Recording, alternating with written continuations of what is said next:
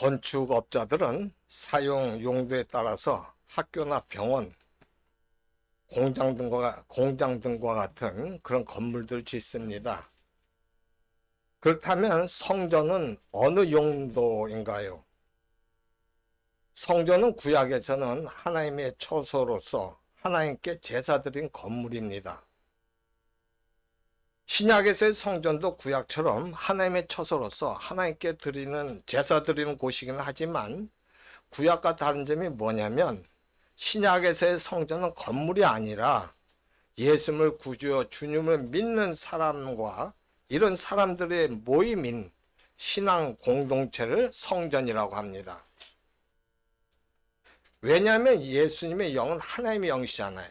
그래서 그 성령이신데 예수님을 믿으면 그 하나님의 영인 그 성령이 그 믿는 자 마음에 들어가니까 그 심령이 성전이 되기 때문에 그렇습니다. 그래서 믿는 자, 예수님을 주님을 믿는 자가 그 심령이 성전이 되는 거예요. 그런데 여러분 건물을 지을 때 가장 중요한 게 있는데 그게 뭐냐면 모퉁이 돌이에요. 왜냐하면 그 모퉁이 돌은 건물을 지을 때 건물의 그 초석이 되어 갖고 모퉁이 돌을 통해서 두 개의 벽이 세워져 나가기 때문에 그래요. 그런데 예수님은 성부 하나님의 뜻에 순종해 갖고 십자가에서 흠없고 죄 없는 피를 흘리셔서 기꺼이 그 믿는 자들의 모퉁이 돌, 즉 성전의 모퉁이 돌이 되셨습니다. 이게 무슨 말인가 하면은 예수님의 구속사역, 즉 예수 그리스도의 십자가 죽으심이 두 개의 벽이었던 유대인과 이방인들을 예수님 중심으로 하나가 되게 하셨다는 얘기예요. 이해가 가셔요? 이런 상황에서 성령 하나님께서는 택한 자, 즉 각 사람 한 사람 한 사람을 역사 속에서 불러내 믿게 하시고 모퉁이 돌이신 예수님과 연합해 성전으로 세워져 가는 돌이 될 수 있도록 우리 각자가 예수님이 모퉁이 돌인 것처럼 우리도 건물을 세워져 가는 돌이 될 수 있도록 그 돌이 맞게 모퉁이 돌에 맞는 돌이 될 수 있도록 닦고 다듬어 가셔요. 성령 하나님이. 그렇게 하고 계셔요. 이건 하나님의 구원 역사입니다. 왜냐하면 성부 하나님의 온 인류에 대한 구원 계획과 이를 십자가의 대속 죽음으로 행하신 예수 그리스도, 또 이것을 깨닫게 하고 예수 그리스도를 닮아가도록 그리스도인들을 훈련시키는 성령 하나님의 사역이 이루어지기 때문에 그런 거예요. 다른 말로 하면 삼위일체 하나님께서 불신자가 온전한 그리스도인이 되게 하는 성전 건축 역사를 하고 계시는 겁니다. 그런데 이것은 눈에 보이는 성전 건축이 아니라 우리 안에서, 우리 심령 안에서 진행되는 심령의 성전 건축이에요. 오늘 이 시간에는 심령의 성전 건축이 제대로 되려고 한다면 우리가 어떤 삶을 살아야 하는지 한번 살펴보기로 하겠습니다. 우리가 예수님을 구주와 왕으로 영접해서 예수님을 보배로운 산돌로 믿고 우리 자신이 하나님 말씀으로 다듬어지고 깎여져서 주님과 연합한 성전으로 지어져 간다는 것, 이것은 실로 하나님의 은혜의 결과예요. 하나님의 은혜가 아니면 이건 전혀 불가능합니다. 왜냐하면 하늘나라의 복이 아니라 이 땅에서 사람들이 살면서 예수를 믿지 않는 자들의 경제적, 사회적, 정치적 복 추구하는 그런 사람들에게는 예수님이 모퉁이 돌이 아니라 쓸모없는 돌이 되어버리기 때문에 그래요. 그 사람들은 세상의 것을 추구하는 사람들은 예수님이 모퉁이 돌이 아니에요. 쓸모없는 돌이에요. 왜 쓸모없는 돌이 되느냐? 여러분 지금 예수님께서 오셔서 우리의 구주가 되신다고 그랬잖아요. 그러면은 이 사람들 생각할 때는 육신적으로 필요한 걸 다 대줘야 되거든, 예수가. 예를 들어서 물질이 필요한 물질을 탁 그 자리에 대주고 병이 걸리면 병이 탁 낫게 해주고 근데 예수님은 물론 그런 일도 하지만 그것보다 뭐라고 그러세요? 예수님 하신 말씀은 원수를 축복하라. 겉옷을 달라는 자에게 속까지 내주라. 이런 말씀 하시거라. 아니 예수를 믿었더니 무슨 우리에게 필요한 물질도 주는 것도 아니고 가끔 한 번씩 주려고 하긴 한 거 보이는데 질병 낫게 해주는 것도 아니고 무슨 뚱딴지 원수를 축복하라는 게 무슨 말이야. 그럼 겉옷을 달는데 왜 내가 속까지 줘야 되냐. 이거 완전히 이거는 모퉁이 돌이 아니라 뭐야? 쓸모없는 돌이에요. 응? 그들에게는 예수님이 오신 것이 구원자가 아니라 걸려 넘어지게 하는 함정이고 덫이 되는 거예요. 그렇기 때문에 이 땅에 사는 하나님의 자녀에게 주어지는 이 은혜는 어떤 거냐? 마치 외국인과 나그네가 새로운 나라에 발을 디뎠을 때 느끼는 감정처럼 이 땅, 이 세상의 관점에서 낯선 은혜가 돼요.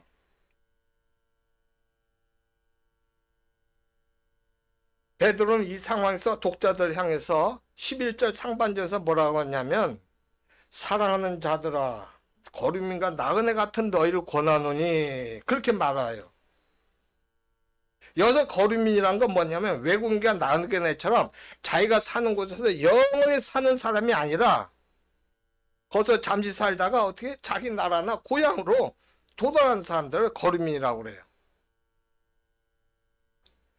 여러분 하나님께서는 우리를 이 땅에서 나그네로 살도록 창세전에 그리스도 안에서 택하셨습니다. 그리고 그러니까 이 땅이 전부가 아닌 거예요. 그리고 그리스도의 보혈을 통해서 우리를 하나님의 소유로 삼으셨어요. 우리를 택하시고 그리스도 안에 택하시고 우리를 하나님의 소유로 삼으셨고 왕 같은 제사장의 사명을 줘갖고 거룩한 나라로 부르셨습니다. 그렇기 때문에 그리스도는 나그네이지만 보통 나그네가 아니라 특별한 나그네예요. 우리 특별한 나그네예요. 응? 왜? 우리를 갖다가 하나님의 소유로 삼으셨고 거룩한 왕 같은 제사장을 삼았잖아. 그러니까 보통 나그네가 아니라 특별한 나그네예요. 또 거류민이지만 삶의 의미가 없고 허탈한 그 같은 거류민이 아니라 하늘에 간직된 썩지 않고 더럽지 않고 쇠하지 않는 기업을 유산으로 받고 살아가는 의미가 있고 복된 존귀한 거류민입니다. 그냥 무조건 그냥 헛되고 살다가 끝나는 게 아니란 말이에요. 험하게 끝나는 게 아니에요. 이 세상에 여러분 아무리 많은 걸 갖고 누려도 그것이 무슨 소용이 있어요. 그냥 헛되가 끝나는 거예요. 죽으면. 그런 자가 아니에요. 우리는. 응? 썩지 않고 더럽지 않고 쇠하지 않는 그 기업을 유산으로 받은 복된 존귀한 하나님의 백성으로서 거름이 되는 거예요. 응? 그와 같은 거름이에요. 베드로는 이들을 향해서 너희가 이처럼 특별한 존재니까 그런 존재답게 거룩한 성전으로 지어져 가야 한다고 하면서 그 구체적인 방법과 원리를 설명하는데 지금 우리가 읽은 오늘 보는 11절과 12절이 전체적인 서론에 해당되는 거예요. 여기서 이 11절과 12절에서 두 가지를 말씀하고 있는데 그것은 뭐냐? 첫 번째는 육체의 정욕을 제어하는 것과 두 번째는 선한 행실을 가지라는 겁니다. 전자, 즉 육체의 정욕을 제거하는 것은 소극적인 권면이고 후자, 선한 행실을 가지라는 것은 적극적인 권면이에요. 먼저 육체의 정욕을 제어라는 말씀을 살펴보려고 하는데 그러면은 육체의 정욕이 뭐냐는 거예요. 육체의 정욕이. 우리가 베드로전서 1장 14절에 하면 구원받기 전에 따르는 사욕이고 2장 9절에서는 뭐냐? 어둠 속에 속한 욕망을 말해요. 욕망이라고 하면 다 나쁜 게 아닌데 지금 육체의 욕망, 정욕, 이 육체의 정욕은 뭐냐? 이것은 어둠에 속한 욕망으로서 타락한 본성이 부추기는 왜곡된 욕망이에요. 삐딱하게 나간 욕망이에요. 잘못된 욕망이란 말이에요. 따라서 로마서 7장 20절에서 바울은 이런 육체의 정욕들을 죄라고 불렀어요. 우리 7장 20절 한번 보면 이런 말씀이에요.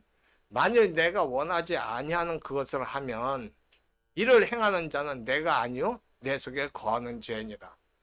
내가 원하지 아니하는 그것을 하는 건 나는 누구예요? 나는 여기서 내가 원하지 않는다. 나는 누구냐면 선한 삶을 살고자 하는 거듭난 나예요. 거듭나지 않을 때는 선한 삶을 살고자 하는 마음이 없었어요. 속사람이에요. 이 나는. 근데 내가 선하게 하려고 하는데 그걸 원하지 않은 그것을 한단 말이에요. 내가. 그건 뭐냐? 내가 아니야. 누구 뭐라고? 죄라는 거야. 죄.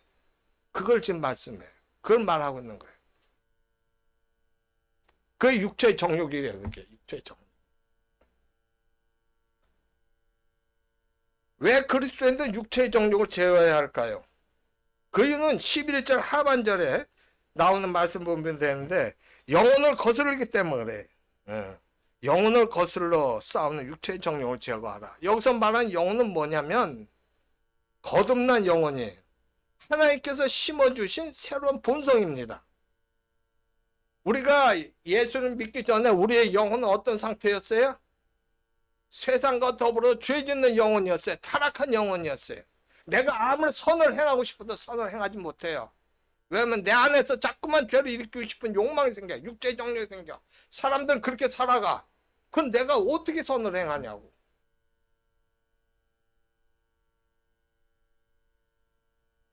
즉 하나님을 사랑하고 이웃을 사랑하려는 그 생명이에요. 이게. 근데 육체의 정욕이란 뭐냐면 새로운 생명의 본성을 거슬러 갖고 하나님 사랑과 이웃 사랑의 그 삶을 살지 못하게 해요. 이전에 따르던 그 사욕을 본받아서 오직 자기만을 위해서 살도록 부추기고 유혹하기 때문에 그걸 제어해야 한다는 거예요.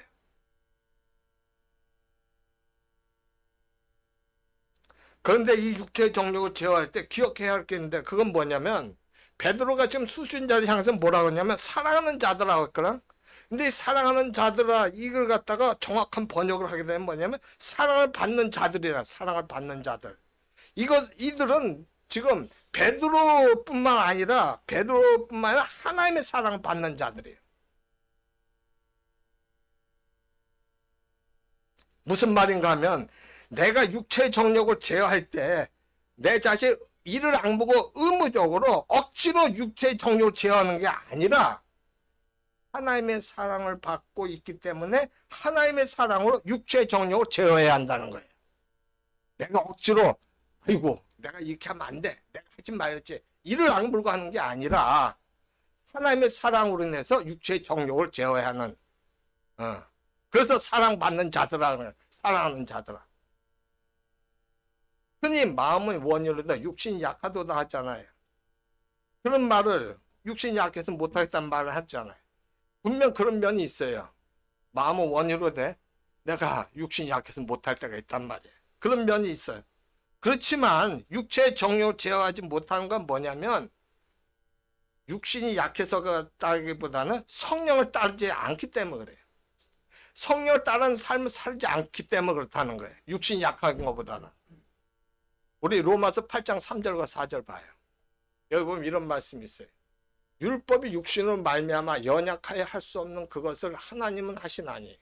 우린 육신을 갖기 때문에 율법을 지키려도 잘 못 지켜요.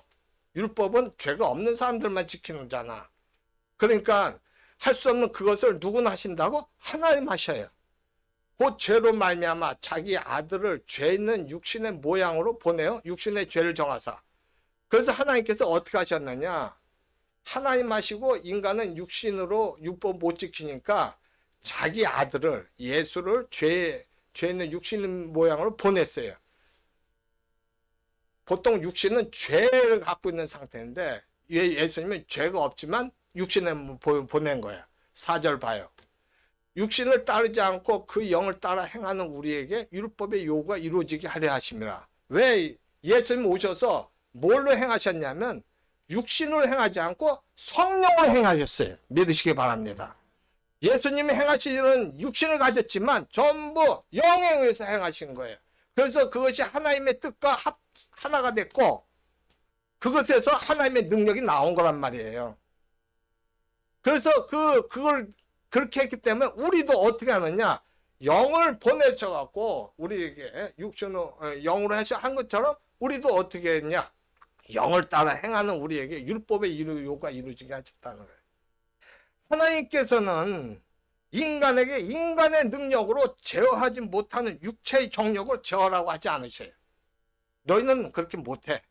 하나님 알고 계셔요. 너희가 억지로 그렇게 할 수는 없어. 그렇게 한다고 되는 것도 아니야. 그걸 아셔요. 그렇기 때문에 예수님은 어떻게 하셨냐? 지금 말씀드린 것처럼 육신의 모양을 보내서 육신을 안 따르고 영을 따라 살게 하심으로써 예수님을 믿는 우리가 성령의 능력으로 율법의 요구인 하나님의 사랑과 이웃 사랑의 삶을 살 수 있도록 길을 열어주셨던 거예요.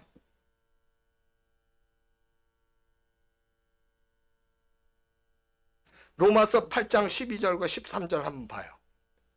그러므로 형제들아 우리가 빚진 자로 돼. 우리는 예수님께 빚졌잖아요. 하나님께 빚졌잖아요. 육신에게 져서 육신대로 살 것이 아니라. 그렇다면 우리가 어떻게 돼? 하나님 그렇게 하셨으니까, 예수님 그렇게 했으니까 우리도 육신대로 살면 안 되는 거예요. 그래서 13절은 뭐라고 그래? 너희가 육신대로 살면 반드시 죽을 것이로 돼. 우리가 육신대로 내 육체의 정욕대로 살면 어떻게 돼? 죽어. 결국은 죽음이야. 영원한 죽음이야. 이건 그냥 이 땅에서 죽는 게 아니라 영원한 죽음이 되는 거예요. 영으로서 몸의 행실을 죽이면 살리니.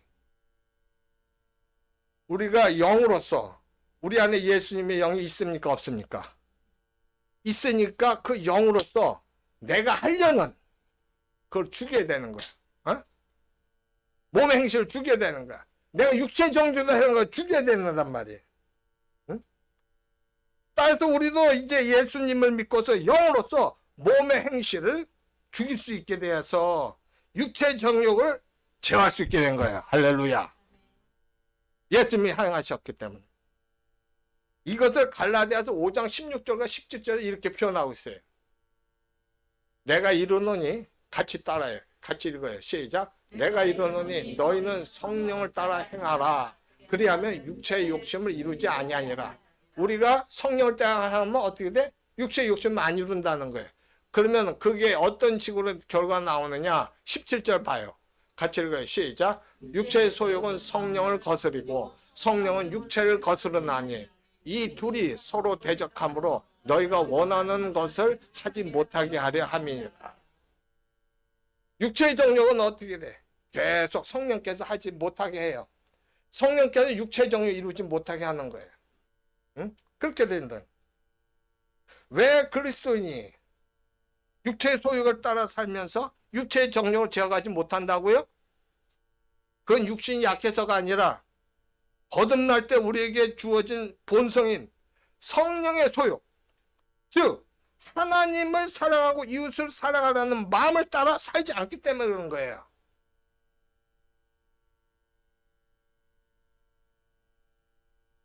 그렇기 때문에 육체의 정욕을 제어하려면 우리가 어떻게 되느냐? 성령의 은혜를 구해야 합니다. 왜냐하면 성령은 하나님과 이웃을 사랑하게 한단 말이에요.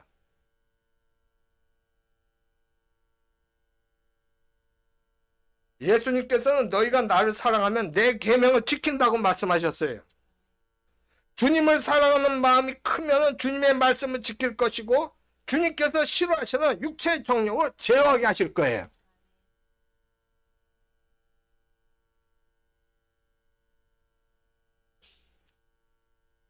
문제는 사랑이에요. 사랑. 하나님의 사랑을 받기 때문에 우리도 하나님을 더 사랑할 수 있게 성령의 은혜를 구해야 할 것입니다. 이제 육체의 정욕을 제어하라는 그 소극적인 권면에 이어서 적극적인 권면이 나오는데 따르는데 그것은 뭐냐면 12절에 이방인 중에서 선한 행실을 가지라는 말씀이에요. 우리 12절 한번 다시 우리 같이 한 목소리 읽어봐요. 12절 시작. 너희가 이방인 중에서 행실을 선하게 가져 너희를 악행한다고 비방하는 자들로 하여금 너희 선한 일을 보고 오시는 날에 하나님께 영광을 돌리게 하려 함이라. 선한 행실은 한 번 행실이 아니라 매일의 삶을 말씀하시는 거예요. 지금 한 번으로 선한 행실을 내가 선한했다는 게 아니라 매일 삶. 그것은 1장 15절에 보면 베드로전서 1장 10절에 뭐가 있냐면 너희는 모든 행실에 거룩한 자라는 그 말씀처럼 우리 자신들이 사역을 따라 사는 이방인들과 구별되는 거룩한 삶을 말해요. 예수를 모르는 자들은 우리도 예전에 그랬잖아. 예수를 모르는 지금 예수를 믿어도 사역을 따라 살 때가 많잖아. 솔직히. 근데 예수를 믿지 않을 때는 전부 내 이익을 위해서 살았거든. 내 욕심을 위해서. 그들과 구별되는 거예요. 거룩한 삶을 사는 말하는 거예요. 그리스도인이 왜 매일의 일상을 거룩하게 구별해서 선하게 살아야 하죠? 첫 번째는 하나님을 사랑하기 때문에 그렇지만 또 다른 이유가 있다면 세상 사람들이 사실 그리스도인들을 바라보고 있기 때문에 그리스도를 굉장히 주시하고 있어요. 너 교회 다닌다며? 그래. 그렇게 보고 있다는 거예요. 사실 베드로 전서를 쓸 당시에 그리스도인들은 세상 사람들, 불신자로부터 악행을 한다는 비방을 받았어요. 이유가 있는데 첫 번째 이유가 뭐냐면 황제 숭배를 거부했잖아. 그러니까 어떻게 했느냐? 그리스도인들을 국가에 반역하고 평화를 파괴하는 자들이라고 그들은 말했어요. 황제 숭배를 거부하니까. 두 번째는 뭐냐? 성찬식을 하면서 주의 살을 먹고 피를 마신다고 하니까 이 그리스도인은 식인종들이라고 그렇게 말했단 말이에요. 이런 오해가 있고 그 오해에 따른 비방이 있으니까 선하게 살 수밖에 없었던 거예요. 선하게 살아야 돼요. 만약에 그럼에도 불구하고 선하게 살지 않으면 어떤 일이 일어나요? 하나님을 욕하는 그들의 입술에 기름칠을 더해주는 거야. 그렇잖아.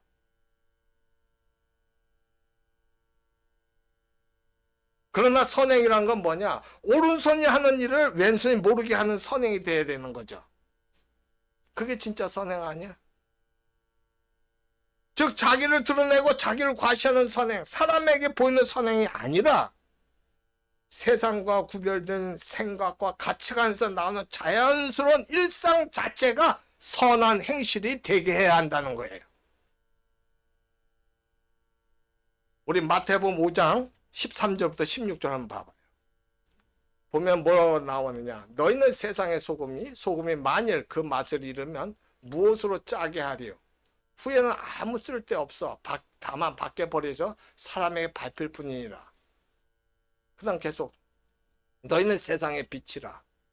산에 있는 동네가 숨겨지지 못할 것이요. 사람이 등불을 켜서 말 아래 두지 아니하고 등경 위에 두나니 이러므로 집안 모든 사람에게 비치느니라. 이같이 너희 빛이 사람에게 비치게 하여 그들로 너희 착한 행실을 보고 하늘에 계신 너희 아버지께 영광을 돌리게 하라 그랬어요. 지금 여기서 예수님께서 그리스도인들을 향해서 뭐라고 말씀하냐면 너희는 세상의 소금이 되라, 세상의 빛이 되라 하지 않고 뭐라고 그랬어요? 너희는 세상의 소금이라, 너희는 세상의 빛이라 그렇게 말씀하셨어요.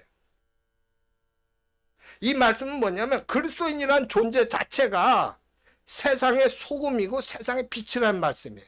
그 존재 자체가, 그리스도인이란 존재 자체가. 이 말씀은 산상수훈의 말씀으로서 예수님께서 팔복 이후에 하시는 말씀이에요. 팔복은 뭐냐? 천국 백성들의 내적 상태를 말하는 거예요. 그래서 그 말씀이 마태복음 5장 3절부터 10절 사이에 나와 있거든, 팔복이. 먼저 이 3절부터 한번 봅시다. 심령이 가난한 자는 복이 있나니 천국이 그들의 것이며 그랬어요. 심령이 가난하다는 뭐냐면 자기 자신의 영적 파탄을 시인하는 거예요. 내가 아무리 좋은 생각을 해도 좋은 생각이 안 들어. 내가 아무리 선하게 살려도 선하게 안 돼, 이게 내 생각으로는. 이게 영적 파탄이에요. 내가 그런 존재구나. 그래서 어떻게 해? 누구만 의지하냐? 하나님만 의지하는 사람이 심령이 가난한 자예요. 나는 어떻게 내 힘으로는 돌이킬 수가 없기 때문에 하나님만 의지해야겠다. 이게 심령이 가난한 자. 복이 있는데 천국이 그들의 것이며, 천국은 뭐예요? 우리가 보통 죽어서 내세 가서 누리는 게 천국 아니야? 근데 이 천국은 현세에서도 그렇게 돼요. 그리스도인의 특권이에요. 어. 우리는 죄를 이길 수가 있고, 우리는 부정적인 거 긍정적으로 만들 수가 있고, 우리의 생각이 바꿔줄 수가 있어요. 할렐루야. 그게 그리스도의 특권이에요. 예수를 믿지 않는 사람이 이런 도저히 못해요. 이런 그리스도의 특권, 이거 천국이에요. 죽어서는 또 내세 복을 받는 거지만. 4절에 뭐라 그래? 애통하는 자는 복이 있나니 그들이 위로를 받을 것이요. 애통하는 건 뭐에 대해 애통해? 내 죄와 다른 사람의 죄에 대해서 애통하는 거예요. 내 죄뿐만 아니라 다른 사람들 죄 짓는 것도 애통해야 하는 거예요. 그들이 위로를 받을 것이며 하나님의 따뜻한 사랑으로 위로를 받아. 그러면 이 위로는 누구에게 주어지냐? 회개의 눈물을 흘린 자들에게 주어져요. 하나님은 그들에게 위로를 해줘요. 형식적으로 하나님 나 죄 지었는데 미안해요. 앞으로 안 그럴게요. 굿바이. 이건 아니라고. 응? 하나님이 나를 그렇게 사랑하시는데 내가 또 육체의 정욕 때문에 죄를 지었네요. 하나님 나를 용서해 주세요. 하나님 제가 이렇게 힘든 상황이에요. 제 마음 평안하지가 않아요. 제가 올바로 하려도 안 돼요. 그러면서 그게 왜 그런가요? 그래서 하나님 회개하면서 묻고 온유한 자는 5절에 온유한 자는 복이 있나니 그들이 땅을 기업으로 받을 것이며 온유한 자가 어떤 자가 온유한 자냐? 이 온유한 자라는 것은 하나님의 적극적인 사랑으로 고난을 갖다가 인내하는 온유한 성품이 온유한 자예요. 여러분, 우리가 내 힘으로 인내하는 게 아니야. 내 힘으로 인내하면 그냥 얼마 가다가 못해요. 그리고 이가 갈려요. 내가 왜 이렇게까지 해야 되나? 이렇게 살아야 되나? 이거는 뭐냐? 하나님의 적극적인 사랑으로 내가 인내하는 거야. 로마서 8장 28절처럼 하나님을 사랑한 자, 곧 그 뜻대로 부르심을 입은 자들에게 모든 것이 합력하여 선을 이루니라. 내가 이걸 믿어. 그래서 맞구나. 내가 아무리 힘들어도 예수님처럼 내가 삶을 살게 되면 합력해 선을 이루게 된다. 그거. 그들이 땅을 기업으로 받을 것이며 땅을 기업으로 받는다는 건 하나님의 약속이에요. 구약에서는 뭐예요? 이스라엘이 가나안 땅을 받았고 신약에서는 뭐예요? 새하늘과 새 땅을 받는 거예요. 할렐루야. 그걸 말씀하고 있어요. 우리가 살면서 우리에게 모든 것을 이렇게 온화한 성품으로 품을 수 있게 되고 그걸 긍정적으로 보고 나갈 수 있는 그 일이 일어나는 거예요. 기업으로 받는 거. 6절 의에 줄이고 목마른 자는 복이 있나니 그들이 배부를 것이며. 여러분 의에 줄이고 목마른 사람들이 있냐는 거예요. 죄에 줄이고 목마르잖아. 남들이 안 해본 건 내가 더 죄 짓고 싶어 하는 것도 있잖아. 악한 사람들은 그래요. 의에 줄이고 목마른 자들은 뭐냐? 이건 어디서 나오냐 하면 새 생명의 영적인 욕구에서 나오는 거예요. 영이 거듭난 자가 체험하는 거예요. 의에 줄여요. 의에 줄이고 목마른 거예요. 내가 어떻게 하면 의롭게 살아야 되는데 이렇게 하는 사람들. 내가 왜 의롭게 살지 못하지? 의롭게 사는 방법과 그런 것 갖다 나가는 자들. 복이 있나니 그들이 배부를 것이며. 이 그들이 배부를 분다는 건 뭐예요? 완벽한 영혼의 평안함과 만족함이 있게 된다는 거예요. 하나님은 의로운 분이기 때문에 내가 그렇게 해나가면 하나님께서 우리에게 어떤 상황이 있든지 완벽한 평안함과 만족함을 주셔요. 7절에 뭐라 그래요? 긍휼히 여긴 자는 복이 있나니 그들이 긍휼히 여기면 받을 것이며. 긍휼히 여기고 싶어도 내가 안 되잖아.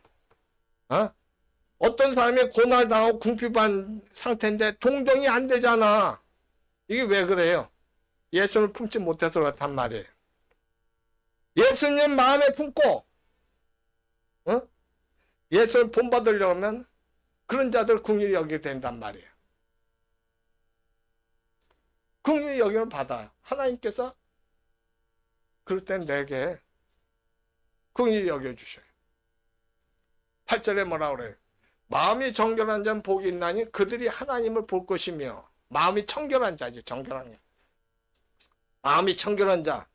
이 마음이 청결하는 건 뭐라 하냐면 내가 탐욕에서 해방돼 갖고 참 소망으로 성도의 교제를 돈독히 하려는 사람이에요. 대개 어떻게 해요? 이 교제를 한다면 이게 머릿속에 계산을 하고 하는 사람들도 있어요. 그게 아니라 내 그런 건 관계가 없어요. 예수님 우리를 대하실 때 우리를 갖다가 이렇게 하나님의 자녀로 세워주기 위해서 하신 것처럼 그런 마음으로 하는 사람들, 그런 마음의 삶을 살아가는 사람들, 그들이 하나님 볼 것이며, 하나님을 보는 건 어떤 사람 하나님 볼까? 내 자신 죽을 때 봐. 내 자신 죽을 때. 내가 죽어야 돼. 내가 살아있으면 하나님 못 봐요. 왜냐하면 내 생각이 더 맞아. 하나님 말씀보다. 그런 사람들이 하나님을 본다는 거예요. 그래서 하나님께 주시는 평안과 기쁨이, 감사함이 있게 되는 거예요. 9절 봐요. 화평하게 하는 자는 복이 있나니 그들이 하나님의 아들이라 일컬음을 받을 것이며. 화평하게 한다. 이 화평하게 하는 건 뭐예요? 이것은 개인의 안녕이나 국가 간의 평화 이런 것도 얘기하지 있지만 근본적으로 뭐가 되냐면 하나님과 인간과의 관계 회복이에요. 그래서 나오는 궁극적인 평화예요. 누가 이걸 하셨어요?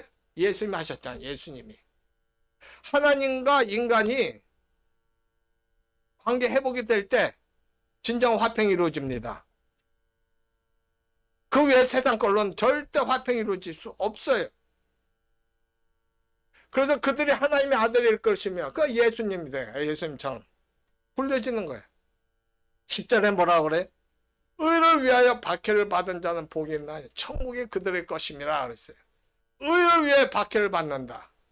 이건 뭘 얘기하느냐? 하나님 말씀 따라 살아가고 예수님의 이름 때문에 자기가 명예가 실추당하고 경제, 사회, 정치적으로 손해를 볼 때 예수님으로 인해서 그 사람들은 복이 있다는 거예요. 어떤 복이 있다고? 천국이 그들의 것입니다.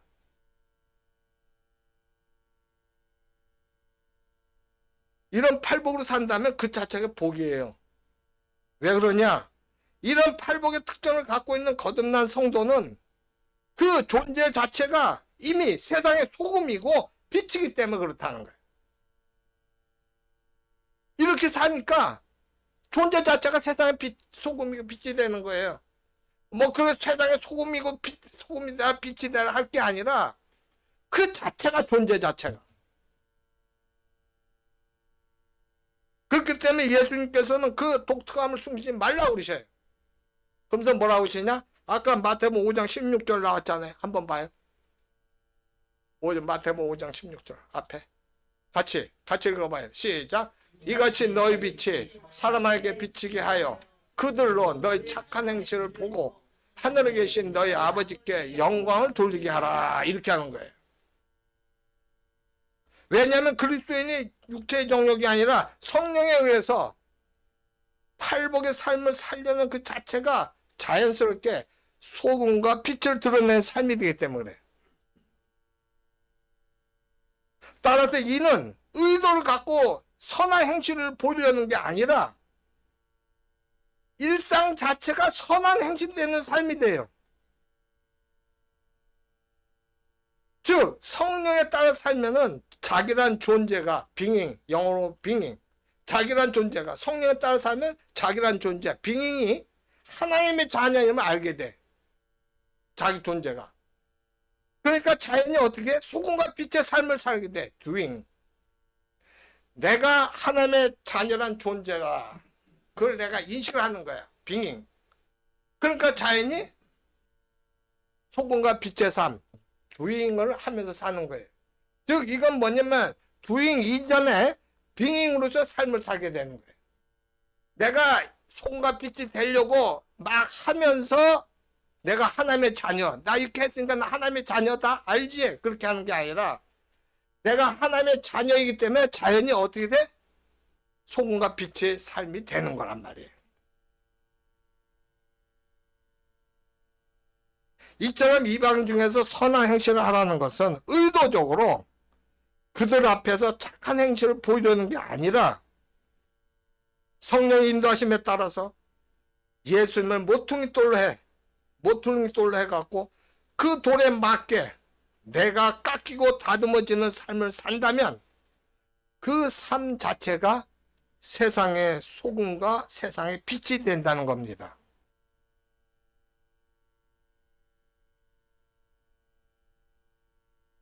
그리스도인이 거류민과 나그네요. 택한 백성으로 하나님의 나라요. 왕 같은 제사장이며 하나님의 소유가 된 백성이 그 독특한 존재란 걸 자기가 인식하고 그리스도인 자체가 육체의 정욕이 아니라 성령에 따라 살면 자연스럽게 이방인들 중에서 그 독특함이 선한 행실로 비춰지게 돼요. 그렇게 되는 거예요. 이 사람은 말이죠. 입는 옷에 따라서 그 행동이 달라질 때가 많아요. 특별히 제복이 그래요. 여러분 여자분들은 모르겠지만 그 남자들이 멀쩡한 남자라도 예비군복만 입혀놓으면 이상하게 말과 행동이 느슨해지고 헝클어져요. 예비군복만 입혀놓으면. 그런데 똑같은 제복이라도 예비군복이 아니라 뭐 장교복이라든가 장군복이라든가 사관생도복을 입으면 어떻게 되냐? 함부로 말하거나 행동하지 못해요. 그렇게 하지도 않아요. 왜냐하면 제복이 그 사람의 신분을 나타내줘 갖고 그 옷에 맞는 말과 행동이 나오기 때문에 그래요. 그렇다면 그리스도는 하나님 모시고 사는 신령한 성전 공사를 하고 있는 사람으로서 왕 같은 제사장 옷을 입고 있는 사람이잖아요. 그러면 어떻게 돼? 그 신분과 사명에 맞는 말과 행동을 하면서 살아야 된다는 거예요. 무엇보다도 우리 안에 하나님께서 살아계시고 그 하나님께서 우리를 사랑하신다는 걸 믿으시기 바랍니다.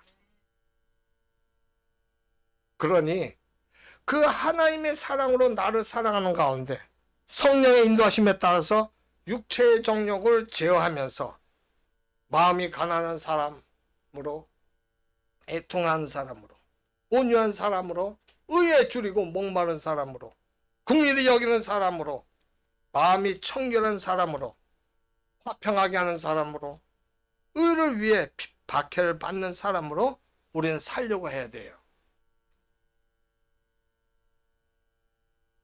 세상 사람들이 반대하지만, 미쳤냐고 하지만, 모자랐냐고 하지만, 그러면 세상은 우리를 통해서 예수님을 닮은 사람, 또 예수님이 모퉁이 돌이 된 교회를 보게 될 겁니다.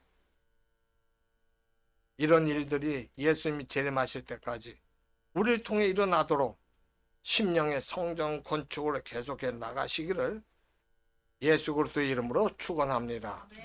이 시간 우리가 하나님 앞에 한번 기도해요. 하나님, 내 자신의 삶이 어떻습니까? 아버지, 내가 지금 육체의 정욕 이기는 예수를 믿었는데도 불구하고 육체의 정욕을 이기지 못하고 있는 거 아닙니까? 내가 육체의 정욕을 이기지 못한 건 육신이 약해서가 아니라 오히려 육신이 더 강해서 그럴 수가 있습니다. 하나님을 사랑하지 못하기 때문에 아버지, 내가 진심으로 하나님 사랑하는 자 되게 없어서 내 힘으로 육체의 정욕을 이기려는 것이 아니라 팔복을 마음을 가지고 그런 삶을 살아가는 자 되게 없어서 자연히 세상의 소금과 빛이 됩니다. 아버지 하나님, 얼마나 내 힘으로 하려고 했는지 모릅니다. 얼마나 내 노력으로 이루려고 했는지 모릅니다. 그래갖고 내가 하나님의 자녀라는 인정을 받으려고 했었습니다. 그게 아니라 예수님께서 사셨던 삶처럼 팔복의 마음을 가지고 살아간다면 우리 자연히 내가 증거하려지 않아도 하나님의 존재, 자녀라는 존재가 드러나게 됩니다. 그 같은 삶을 살아간 자 되게 하옵소서. 아버지의 역사하옵소서. 주여 삼창합니다. 주여! 주여! 주여! 할렐루야. 아버지 감사합니다. 오 주여 아버지 감사합니다. 깨닫게 하시면 감사드립니다. 아버지 내가 어떤 존재라고 알게 하시면 감사드립니다. 아버지 2024년에 제 종교 때문에 얼마나 힘들었는지 모릅니다. 감사합니다.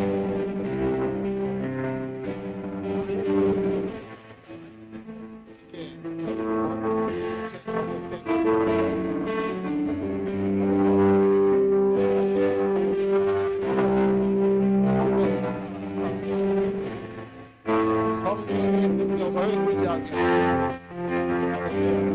하나님의 말씀을 100% 믿는 자들이 내 생각이 하나님의 말씀에 의지하게 하옵소서. 내 뜻이 하나님께서 어리석은 자가 그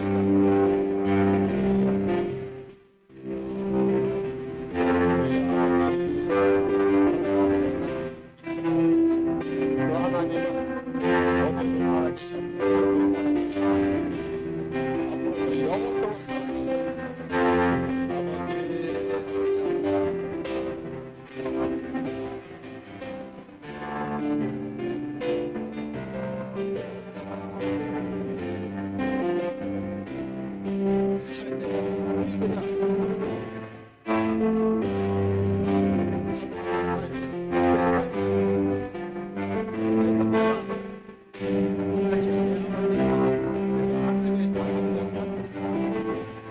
그것은 내 힘으로 이루어진 게 아니라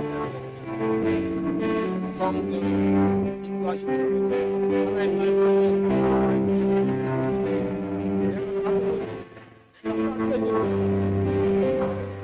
깎여지고 아버지 예수를 본받아서 내가 받은 심정에서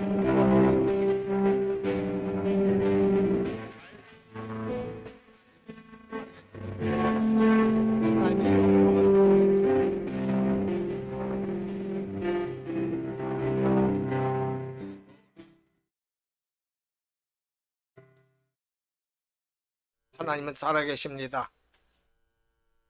과거에도 살아계셨고 현재도 살아계시며 앞으로도 영원토록 살아계십니다.